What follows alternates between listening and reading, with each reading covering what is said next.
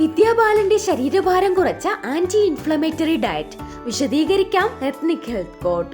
അടുത്തിടെ ബോളിവുഡ് നടി വിദ്യാബാലൻ തന്റെ ശരീരഭാരം കുറയ്ക്കാൻ സഹായിച്ചത് ആന്റി ഇൻഫ്ലമേറ്ററി ഡയറ്റ് ആണെന്ന് വെളിപ്പെടുത്തിയിരുന്നു.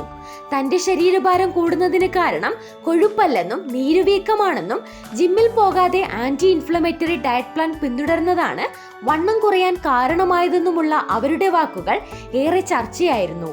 ഇതിനെ ശരിവെച്ചുകൊണ്ട് നടി ജ്യോതികയും രംഗത്തെത്തിയിരുന്നു.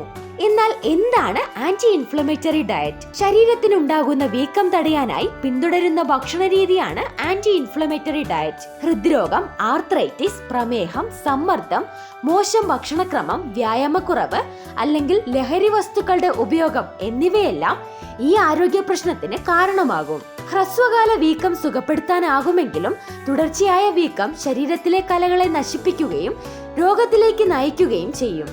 ഈ സാഹചര്യത്തിലാണ് ഭക്ഷണത്തിന്റെ പ്രാധാന്യം ഏറുന്നത്. മെച്ചപ്പെട്ട ഭക്ഷണക്രമം ശീലമാക്കിയാൽ രോഗം തടയാനാകും. ഇതിനായി ഈ ഭക്ഷണങ്ങൾ ഡയറ്റിൽ ഉൾപ്പെടുത്തുന്നത് ഏറെ ഗുണകരമാണ്. 1.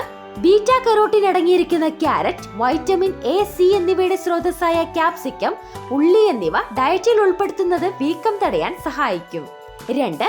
ആന്റി ഓക്സിഡന്റുകൾ അടങ്ങിയ പഴങ്ങൾ, ധാന്യങ്ങൾ, നാരുകൾ അടങ്ങിയ പച്ചക്കറികൾ തുടങ്ങിയവ കഴിക്കാം.